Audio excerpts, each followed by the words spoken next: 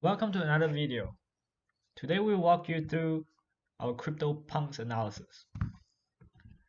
The CryptoPunks are 10,000 uniquely generated characters, and each one of them are officially owned by a single person on the Ethereum blockchain. You can now trade them on different marketplaces. Check them out on this website. Let's get started with our analysis now. At first, let's load the libraries. We'll be using these libraries. And in this case study, there are two data. One data set is scraped from the lavalabs.com. It's all the transaction data that we can collect. It was on December 30th, 2021. And the details are on this Google Sheet document. So we downloaded them and we're gonna load the data. Let's check it out, see how they look like. So the transaction data looks like this. You have the type, you have from, to, the value in crypto, the value in USD, and this is the date that the transaction happened, and ID is the Punk ID. So the Punk ID is from 0 to 9,999. And the other data set is the details of each Punk. So for instance here, Punk 6487 is a girl type, female, is albino skin, and it has zero slot and so on, and you have the rank as well. So as you can see, these are actually characters. So these numbers are actually characters. So we need to actually parse the number. So let's do that real quick. So we're just gonna parse all these to make sure that that becomes a numeric number. Okay, so we can do that quickly. Cool. So let's get the summary of all of these transactions. So let's see. So Punk's transaction data, we can group by the type of each of these transactions and then just get some summary, right? So for instance, I can count each of these to see how many of each type, and I can also see how many on average for each Punk. So we can just divide it by 10,000 because there are 10,000 Punks. So we have these statistics now. So 10,000 was claimed, right? Because at the beginning 10,000, all of them were claimed by someone.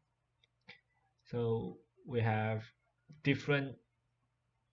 We have 7,567 sold, and some of them are just transferred to someone else. Okay, so that's pretty cool.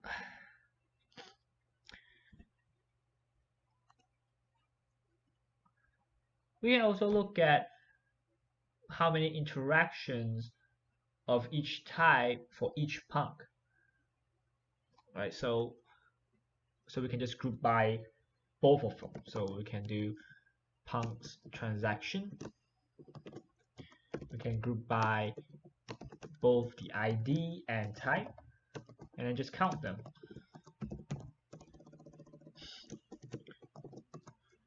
Summarize and count.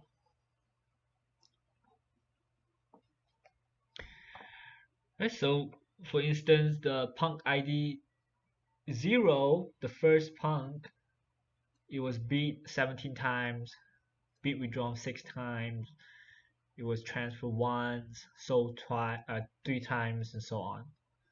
So we can look at all of these for all of the Punks. Now it's your turn.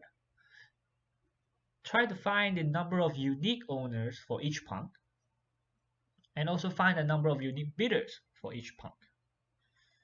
Right, so here a hint is you have to use filter function and the end distinct function. Right, pause the video and come back when you are ready. Right, to get the number of unique owners, we can simply just group by ID and get the end distinct. So you can transaction, you can group by ID,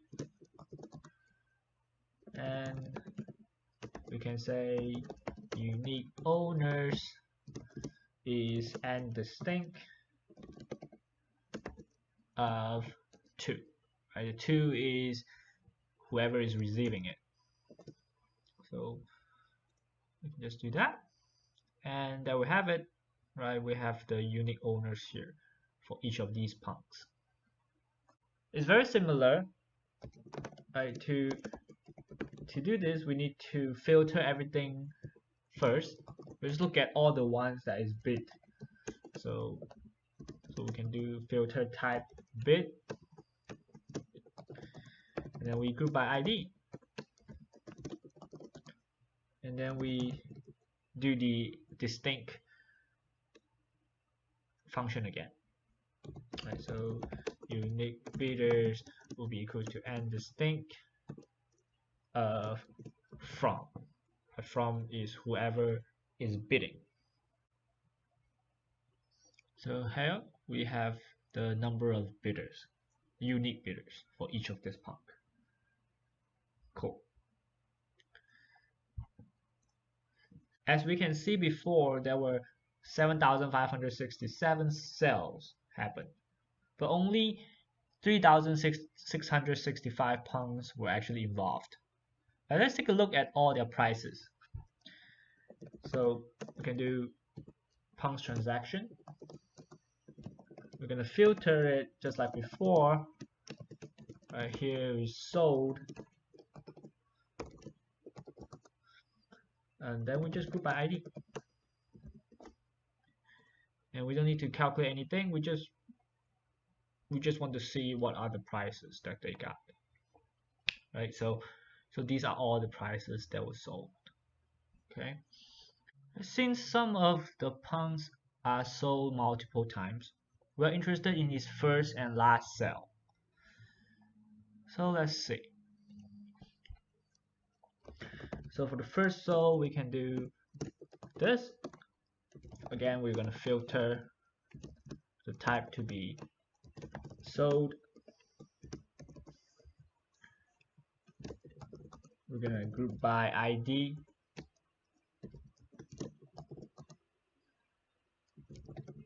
Then we're going to filter this.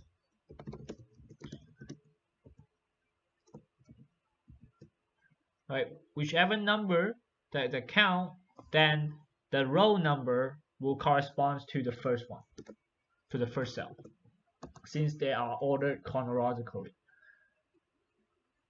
Then we can rename. We can just say first price in ETH is crypto, and first price in USD is USD. Okay, and similarly, we can get the last price sold by setting the row number into the first one, right? Because first is the last, so it will be last sold. Okay. And now let's put these two together using inner join. So first sold by ID. We're gonna select ID, first price, and then first price in USD. You just need these 3 columns, and then we're going to inner join the last sold by ID using ID.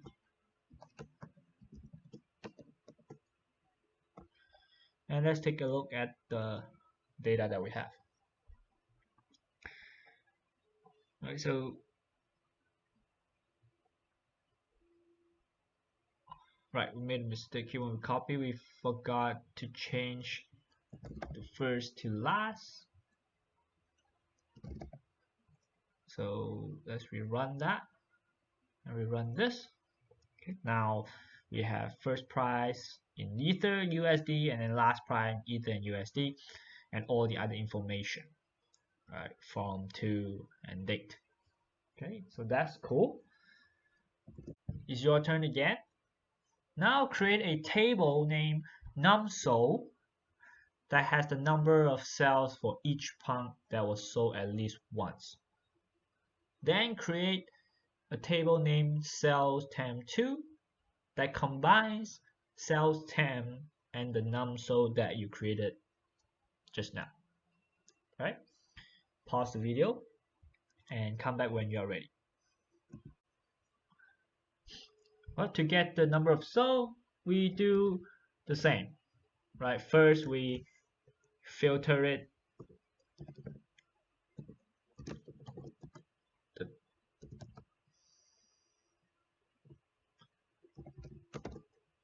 with the type equals to sold. Then we group by ID again. Then we just count them. Summarize. Let's call that also numSold, the column. Right, that will be counting it.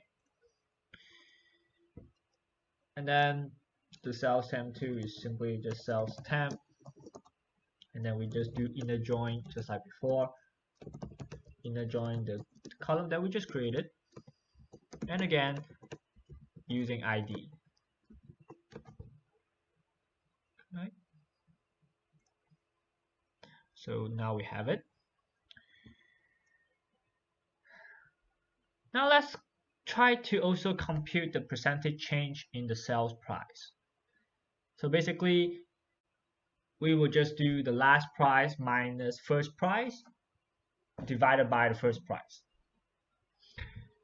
And also, let's create another column that categorize the frequency of a pump being sold. Right, for instance, we're going to do low if the pump is sold less than or equal to 3 times, medium if it's sold more than 3 times but less than or equal to 5 times. Otherwise, we categorize it as high. Okay, so let's get started. So we need to create 3 columns in total. So the first column we can just say percentage change in ETH. It will be the last price in ETH minus the first price in ETH, right, and divided by the first price in ETH. Let's multiply by 100 to make it a percent. And similarly, we're going to create one for the USD.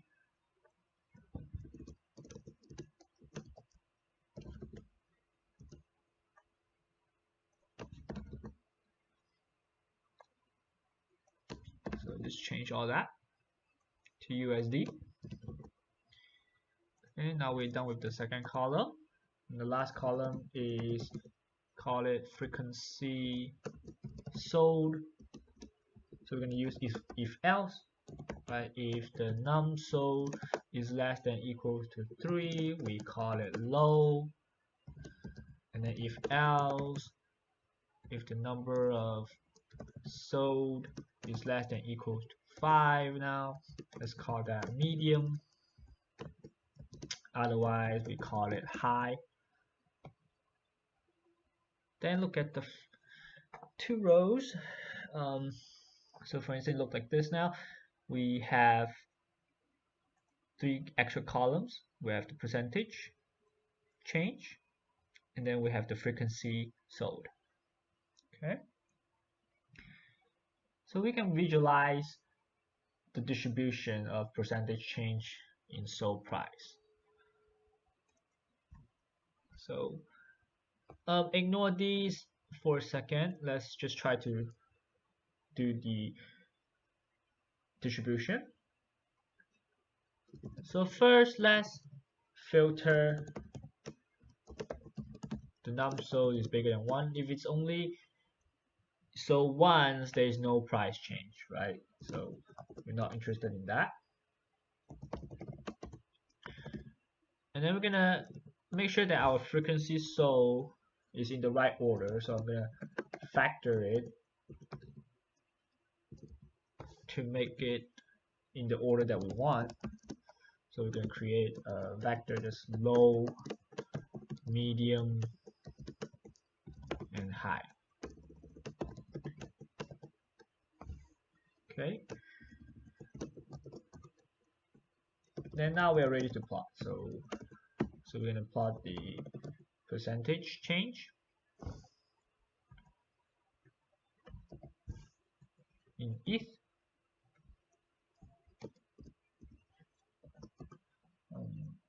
Just gonna do a Jones histogram.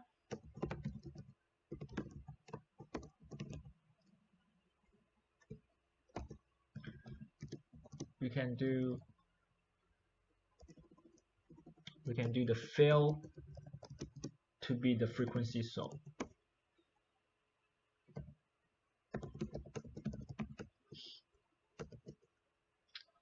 Okay, and let's just see what that looks like, and then we will make some changes. Okay, so as you can see, a lot of them are here, and there are some outliers that is really big over here. So to get a better understanding, we can use the log function. So let's do that. A log transformation. So we can do scale x log 10, and now we're gonna introduce the x bricks that we created in the beginning here. It just get you more ticks. So, and then for the labels, we will use the scale function that we created. Okay. So now it looks a little bit better, but then these all ticks are overlapping. So let's fix that. Right, we can rotate the ticks. So we can do a theme axis dot text x element text. We use angle equals to 45 degree, and we're gonna adjust the height a little bit to move it a little bit lower. So it looks a little bit better now. Okay, and of course we can also add more text to this and add a title, and also add a little more details to the legend. So let's do all that. Okay, so scale y continuous to add more ticks. So scales pretty breaks and is equal to 20, for instance. We can add a title. Distribution of percentage changed in sold price. We can also add a subtitle, right, to make it clear that this is for all the crypto punks that have been sold at least once. So resold. And then we can give a better X title, percentage change, and this is in percent, for instance. And finally, let's fix that legend. So we're going to use scale fill discrete, change the name to frequency sold. We're going to change the label now. Low is either 2 or 3. Medium is 4 or 5. And high is bigger than 5. So let's see what it looks like. Awesome. Okay. And we can do one more thing to make it really nice. So here we can just add a color so that it has the boundary. So we can do color equal to black. Then is a lot better. Okay, so that's pretty cool. We can also create a time series. So let's just do that. First, let's convert the month year into this form using as date into year month form. Then we can try to create it. So again, we group by the month year. Then we just summarize, just count the number of cells. Then we plot it. So the month on the x-axis, the y on the number of cells, and then we use group 1 so that it plots.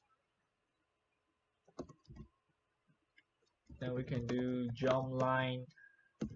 Let's make it color blue. And also we're gonna rotate our axis like before because the dates are long. So let's make it 90 degree. And again adjust it a little bit so that it doesn't overlap with the graph. There we have it. We now have a time series.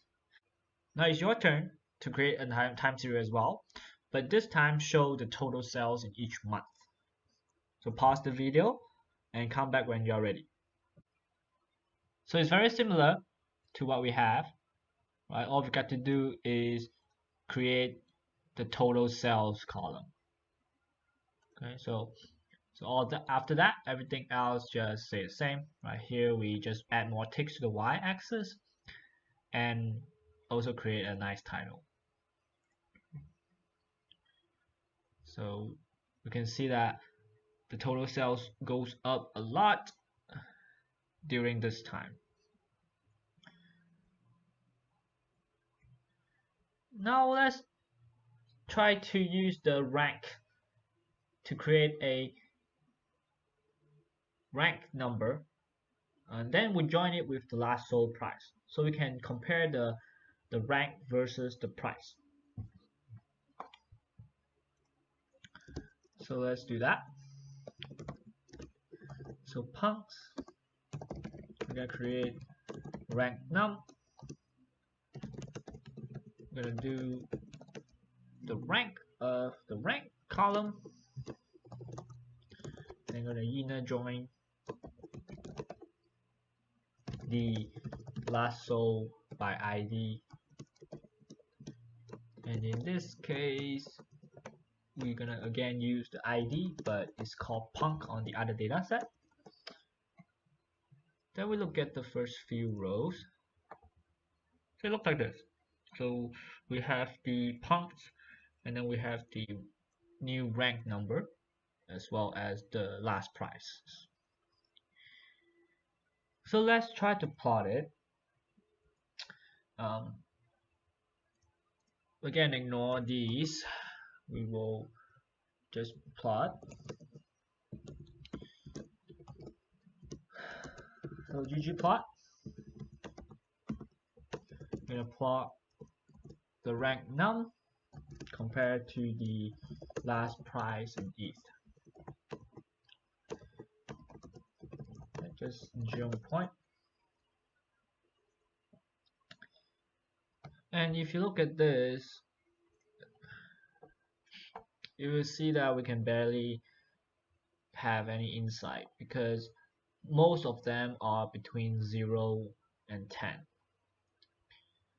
So therefore we're going to use log scale again here just like before. But in this case, we have to use the log scale for Y. So we're going to scale the Y. Then we're going to do X bricks, just like before. And then the labels is scale font. We're also going to use the black-white theme. And also we're going to increase. Also, we will introduce the color gradient so that low is red, and when it gets higher, it becomes greener. And then we don't need the legend, so you can do legend position equals to none. And let's see what that looks like. So now we have a decent graph. We can add a smoother to it, so we can do geom smooth.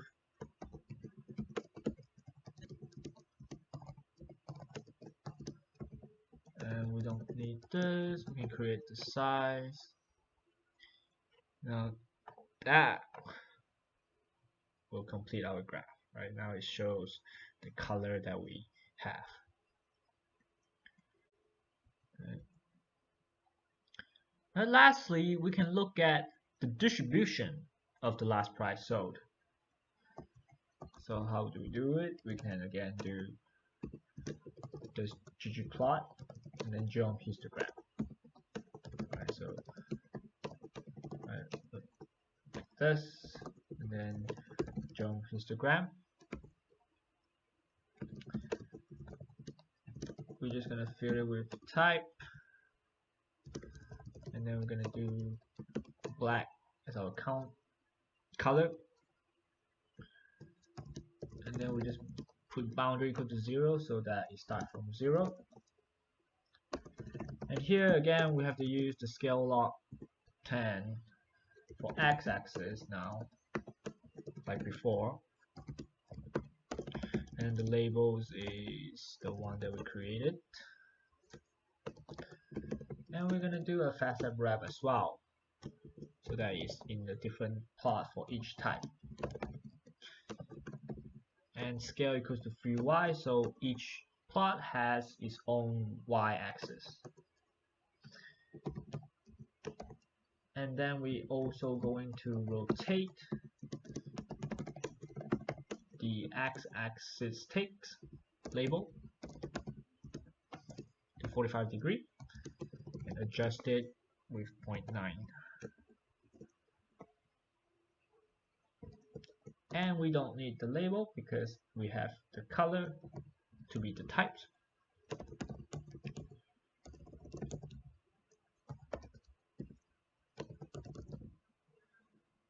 So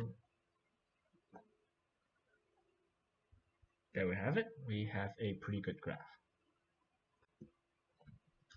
This case study taught us how to use analytics to understand the market for CryptoPunks NFTs. We use graph to show not only the sales have been increasing over time, but to objectively validate that the rarity of a punk has an impact on its selling price. If you can think of other interesting analysis, feel free to share with us. I hope you enjoyed the video. I'll see you next time.